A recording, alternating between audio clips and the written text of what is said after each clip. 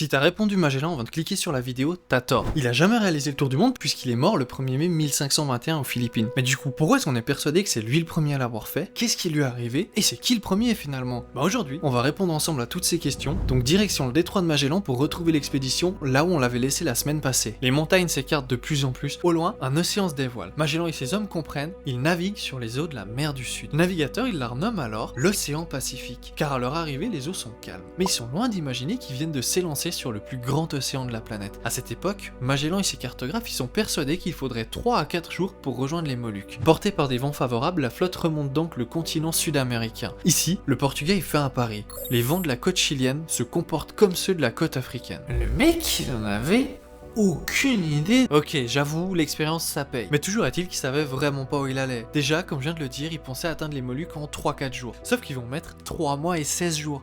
Bah oui, avec la vitesse des caravelles, les îles aux épices, elles auraient dû se trouver à environ 760 km du Chili. Autrement dit, Magellan, il s'est seulement planté de 12 650 km. Franchement, ça va.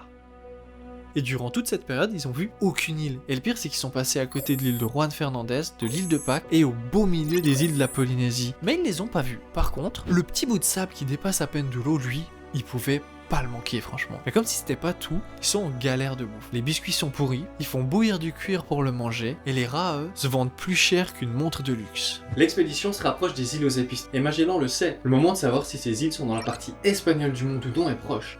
Le 7 mars 1521, la flotte atteint l'île de Guam. Les Charomos, le peuple local, sont alors attirés par ces étrangers venus du large. Et là, accroche-toi car scène lunaire dans 3, 2, 1... Imagine, tu viens de te taper plus de 100 jours en mer sans t'arrêter. À peine t'arrives vers une île, il y a des mecs que t'as jamais vus qui montent dans ton navire. Et ils commencent à se servir comme s'ils étaient au magasin. Ben ça va pas plaire à tous les Européens. Donc une confrontation éclate, tuant un Charomos. Les locaux fuient avec leurs bulletins et en profitent pour voler une barque au passage. Après cet événement, Magellan il va nommer l'île Isla de los Ladrones, l'île aux voleurs. Le lendemain, il envoie quelques hommes sur l'île. À la base, il devait juste reprendre ce qui leur a été volé, mais il brûle une quarantaine de maisons et tue 7 hommes. Le 9 mars, la flotte fait route vers les Philippines. En les atteignant, l'expédition devient le premier contact entre Philippins et Européens. C'est à ce moment de l'histoire que notre voyage prend un tournant qui va tout changer. À la base, Magellan il est parti à la conquête des Moluques. Sauf qu'il se rend compte d'une chose, les Moluques sont bel et bien du côté portugais du monde. 535 jours de navigation, 2 navires perdus, 2 tentatives de mutinerie, tout ça pour rien. Perdu pour perdu, Magellan décide alors de réclamer les Philippines pour le roi d'Espagne et de convertir les populations locales au catholicisme. Il va donc commencer à convertir les chefs de chaque temps mort. Comment on sait qu'ils sont aux Philippines? Bah avant ce voyage, Magellan il naviguait pour le roi du Portugal. Et durant ses voyages pour la couronne portugaise, il est allé jusqu'à Malacca. Là-bas, il a acheté un esclave, Enrique. Et il se trouve qu'Enrique, il arrive à communiquer en malais avec des navires qu'il croise au large de Mindanao. Donc, s'ils arrivent à communiquer dans la langue du commerce de l'Asie du Sud-Est, ils sont forcément dans la région. Et il leur a aussi sûrement demandé où ils étaient. Donc je disais, Magellan commence à convertir les chefs des différentes îles et à les faire se soumettre à l'autorité du roi d'Espagne. Et ça marche. Ils se convertissent tous à la foi chrétienne sauf un. Lapu-Lapu, le chef de l'île de Mactan. En réponse, Magellan ordonne de brûler toutes les maisons de l'île. Mais rien ne change. Lapu-Lapu, il ne veut pas devenir catholique.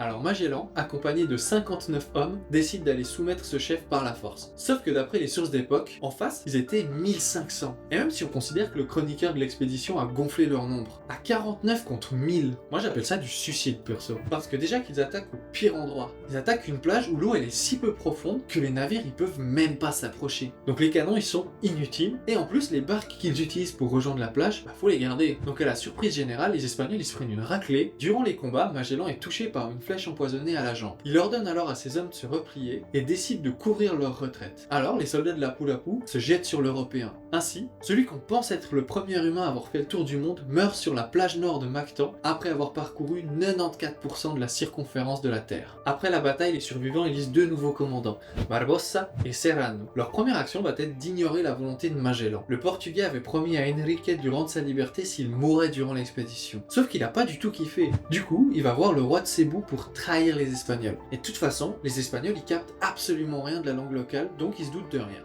Le 1er mai, Humabon, le roi de Cebu, invite les officiers espagnols dont Barbosa et Serrano à un festin. Alors que le repas bat son plein, des hommes armés pénètrent la salle. Ils massacrent les Européens, seuls 3 des 30 Européens sont épargnés dont Serrano pour en tirer une rançon. Sauf qu'avant, les Européens ils devaient pas trop tenir à leur chef puisqu'ils se sont tout simplement barrés. Et à ce moment du voyage, ça sent vraiment pas bon pour l'expédition. Ils sont plus que 115 sur les 270 de base, ils ont perdu leur chef, leur traducteur et ils sont trop peu nombreux pour gérer 3 caravelles. Le 2 mai, ils décident donc d'incendier la Concepción.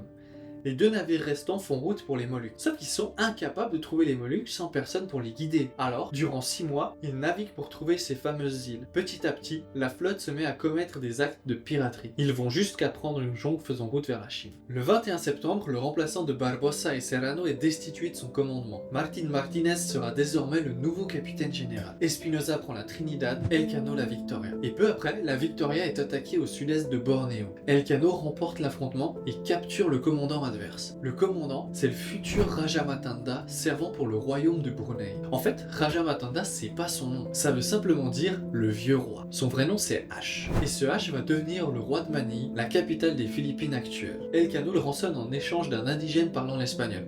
Ok, pause. Comment ça on parle espagnol dans la région? C'est pas l'expédition de Magellan les premiers espagnols à arriver en Asie du Sud-Est? Alors oui, sauf qu'à la chute de l'émirat de Grenade, une partie des musulmans hispanophones ont émigré jusqu'à la Manille musulmane. Le 8 novembre, la flotte atteint enfin les Moluques. Les hommes accostent sur l'île de Tidor. Almanzor, le dirigeant de l'île, les accueille chaleureusement. Rapidement, il proclame son allégeance au roi d'Espagne. Du coup, on assiste à la création d'un comptoir commercial espagnol à Tidor. Après 778 jours, les cales des caravelles espagnoles se remplissent des épices faisant la richesse du voisin portugais. On échange les vêtements, les couteaux et le verre contre le clou de girofle. À la mi-décembre, la flotte décide de quitter Tidor. Il est temps de rentrer, sauf qu'ils peuvent pas partir car la Trinidad prend l'eau. Genre les mecs, ils sont restés plus d'1 mois sur place et ils se rendent compte le jour du départ que leur bateau c'est devenu une passoire. J'avoue, faut m'expliquer là.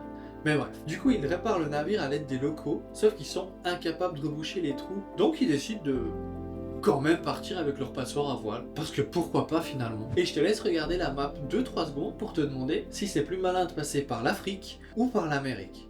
Bah les gens choisissent de faire traverser le Pacifique et la Trinidad. Et heureusement la Victoria qui est encore au top, elle rentre en Espagne par l'ouest. Logiquement, ils sont pas allés bien loin avec leur caravelle qui flotte plus par habitude qu'autre chose et se sont fait capturer par les Portugais. La Victoria quant à elle vogue sur l'océan Indien sous le commandement d'Elcano. Le 6 mai 1522, elle franchit le cap de Bonne-Espérance. Et si tu crois que ce trajet s'est mieux passé que la traversée du Pacifique, bah pas du tout. Si t'as regardé le premier épisode, tu sais qu'il navigue en territoire portugais, donc pas question de s'arrêter pour se ravitailler. Du coup, c'est ration de riz matin, midi et soir jusqu'au 10 juillet, ce qui coûte ça la vie à 20 hommes. Tu t'imagines toi manger du riz pendant 7 mois? Ils s'arrêtent une première fois au Cap Vert pour refaire le plein de vivres. En gros, s'ils se sont pas arrêtés avant, c'est parce que ça aurait été cramé qui venait d'Asie et pas d'Amérique. Durant cette escale, 13 hommes ne remontent jamais à bord. Les Portugais savent donc qu'ils ne viennent pas d'Amérique. Alors, Elcano et ses hommes, ils prennent la fuite. Enfin, à l'horizon apparaît une terre connue, l'Espagne. Le 6 septembre 1522, Elcano et 17 hommes arrivent à Séville. 3 ans après, un seul des 5 navires est revenu, chargé de 26 tonnes d'épices. C'est énorme. C'est putain d'énorme, 26 tonnes. Mais du coup, tu penses que c'est qui le premier à avoir fait le tour du monde? Eh ben c'est ni un Portugais, ni un Espagnol, ni même un Européen. Désolé Nadjio, mais vous avez tort. Le premier humain à avoir fait le tour du monde, c'est vraisemblablement un Philippin. Cet homme, c'est Enrique de Malacca. Avant, je t'ai dit qu'il parlait en malais avec les Philippins. Mais il s'avère que le chroniqueur de l'expédition de Magellan mentionne aussi qu'Enrique communique parfaitement avec les habitants de Cebu dans leur langue natale, le cebuano. Donc il parle dans une langue qui n'est pas la langue du commerce, ni celle d'où il est censé venir d'après son nom. Par conséquent, notre Enrique de Malacca, bah il est pas de Malacca. Si tu suis mon raisonnement jusqu'ici, je pense que tu vois où je veux en venir, il est probablement philippin. Donc il a fait des Philippines à Malacca, il est vendu comme esclave à Magellan. Avec Magellan, il va jusqu'au Portugal, et après, il fait le trajet de Séville jusqu'à Cebu avec l'expédition du Portugais. Faisons ainsi de lui le premier humain à avoir fait le tour du monde. Bon, on a vu que Magellan est mort à Mactan et qu'Enrique de Malacca est le premier humain à avoir fait le tour du monde. Mais alors, pourquoi est-ce qu'on associe ce premier tour du monde à Magellan? Eh bien, on explique ça en 3 étapes. Première étape, la mort héroïque. Tu te souviens comment je t'ai décrit la mort de Magellan? Il protège ses hommes et se sacrifie pour les sauver. Que ce soit vrai ou non, lorsque l'expédition rentre finalement en Espagne, le chroniqueur de cette dernière va publier son ouvrage, et dans cet ouvrage, il va vendre une image très positive de Magellan. L'explorateur est mis en avant pour son courage et son sacrifice. D'ailleurs, c'est ce sacrifice qui va l'immortaliser. Ouais, tu te souviens de quoi dans une histoire? Du moment fort en émotion. Regarde, dans Endgame, tu te souviens de quoi? Du sacrifice de Tony Stark. Et bien ici c'est pareil, on se souvient de qui? De Magellan qui s'est sacrifié pour sauver ses hommes. Donc dès le XVIe siècle, Magellan est perçu comme l'homme de l'expédition. Deuxième étape, le besoin d'un héros unique. Ici, il va falloir prendre en compte d'autres éléments que la psychologie. Mais tout d'abord, qu'est-ce que la psycho nous dit? On aurait une tendance universelle et naturelle à simplifier les récits. On va plus facilement s'identifier et retenir un protagoniste central qu'un groupe. Genre qui a conquis la Perse, la Macédoine ou Alexandre le Grand. Et toujours dans un but de simplifier les récits, on adore quand ils sont linéaires. Et cette façon de penser est séduite tout particulièrement au 19e siècle avec la théorie du grand homme. Cette théorie explique l'histoire par l'impact d'un homme illustre. Dans notre cas, la gestion de la mutinerie, la découverte du détroit, la traversée du Pacifique, etc. tout serait dû à Magellan. Faut comprendre que cette théorie elle vit avec son époque. Au 19e siècle, les États-nations cherchent à se créer des mythes unificateurs. Et à ce moment de l'histoire, l'Espagne, elle en a vraiment besoin. Elle vient de perdre ses colonies et ses régions commencent à vouloir leur indépendance. Dans ce contexte, c'est beaucoup plus intéressant de mettre en avant un Portugais qui a choisi la couronne espagnole plutôt qu'un Basque. Troisième étape, l'effet de vérité illusoire.